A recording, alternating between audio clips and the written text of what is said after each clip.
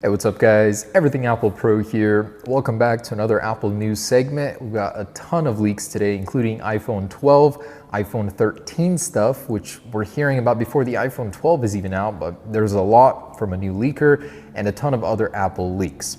Now today, iOS 13.5.1 was released, ruining the fun with Uncover 5.0, the first jailbreak I've ever personally contributed to, and that was quite an eye-opening experience looking into the world of iOS security. Thank you, Pwn, for that.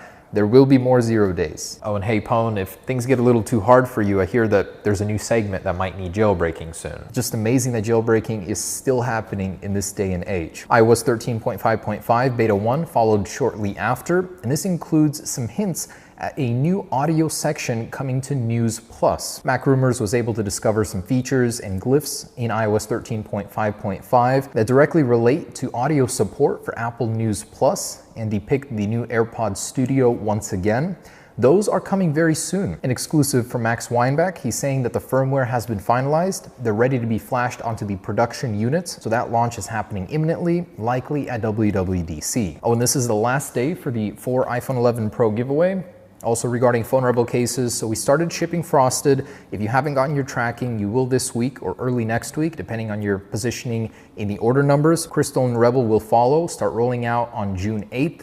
And for everyone that does have tracking, it takes 3 to 4 days for it to cross the border and then show up in the system.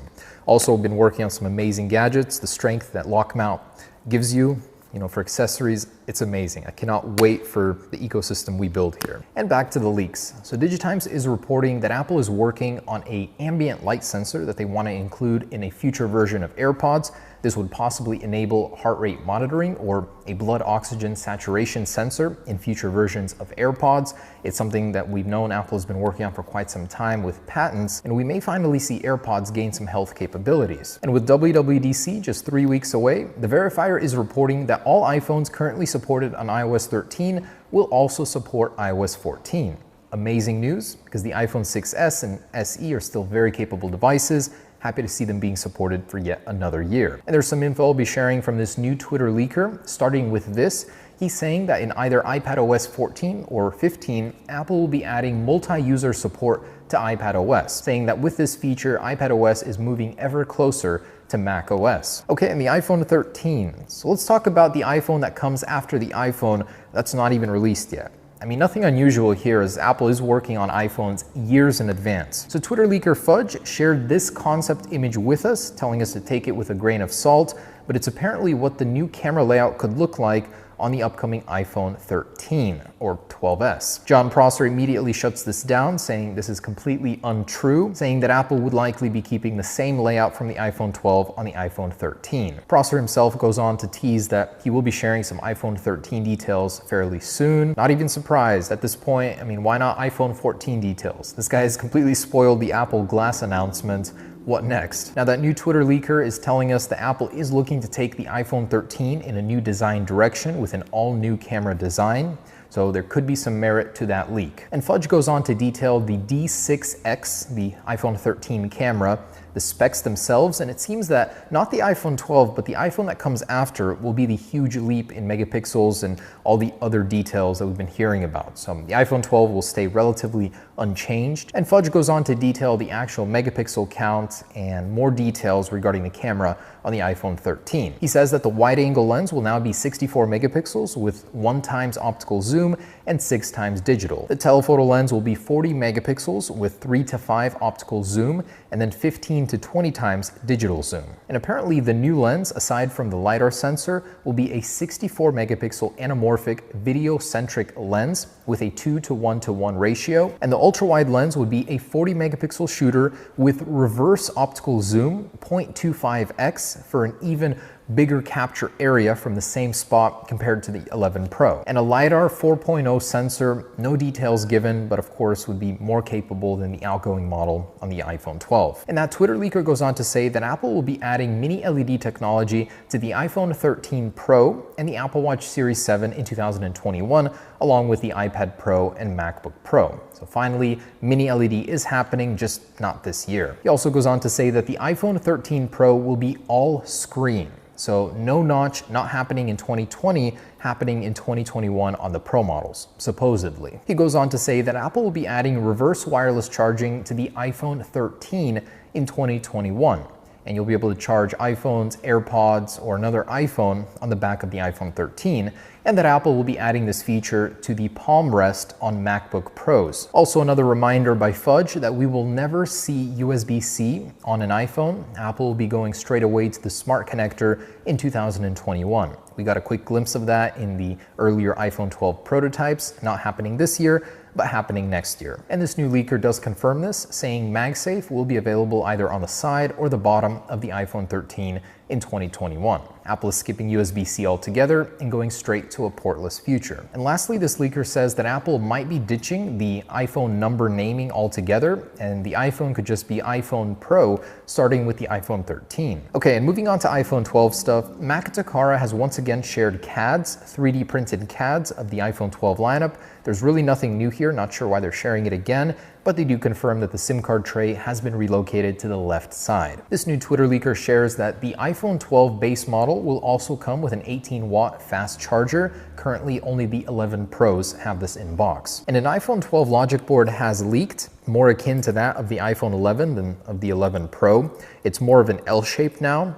And I had expert Federico Serva, who's an iPhone repair specialist, look into it. And he says that this is an actual board being used on a real iPhone. That's what the 820 number signifies. And the SIM card tray will be all the way on the bottom, which is what leads me to believe it's from an iPhone 12, not a 12 Pro, as it does line up with the current outgoing CADs. Now, display analyst Ross Young has given us exact specs for the displays on the iPhone 12 lineup. A couple interesting tidbits here. First off, the pixels per inch display density will be mostly the same on this year's iPhones, between 458 and 475, depending on the model. And we may see vastly improved display brightness on the iPhone 12 Pro, the Pro XDR display, between 1,000 to 1,600 nits using the latest Samsung technology.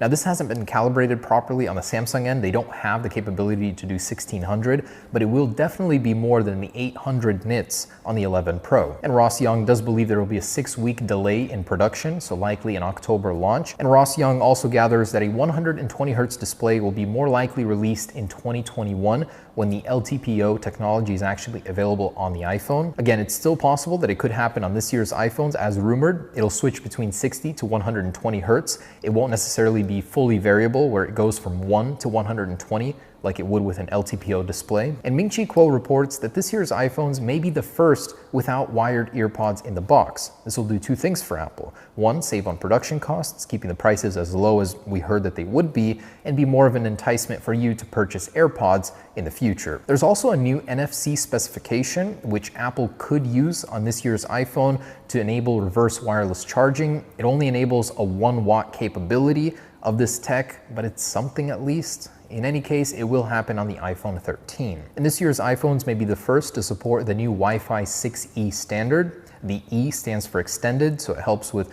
a very congested network to keep data throughput running smoothly. And some research from the US Army has resulted in a new 5G switch, which is 50 times more efficient at switching versus current 5G switches.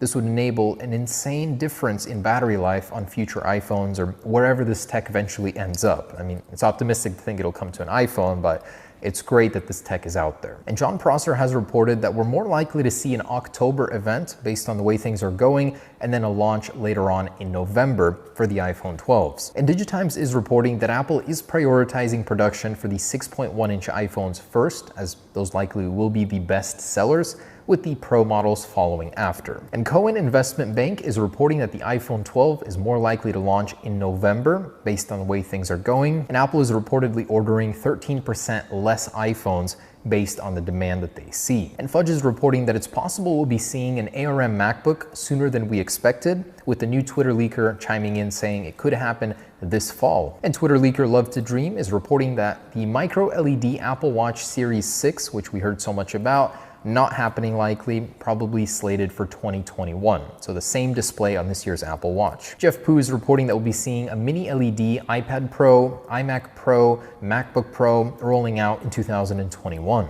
And 9to5Mac is exclusively reporting that Apple will be rebuilding the Messages application on macOS completely for 10.16. Thank goodness, as it's a complete mess right now. The search system is broken. It's just a terrible experience. And something curious, so Samsung is pining to release quantum technology in their smartphones. So they're the first smartphone to release a chip, a quantum security chip is what they call it, in a smartphone, the new Galaxy A series. I'm not gonna lie, it's still taking me a while to process what quantum technology is, but this is the first leap towards bringing that technology to a smartphone. It adds an extra authentication layer to certain processes, and who knows when we may finally see some quantum technology in an iPhone. 20 years, 30 years? All right guys, thanks for watching. So excited for WWDC. Last day for the giveaway. Stay tuned.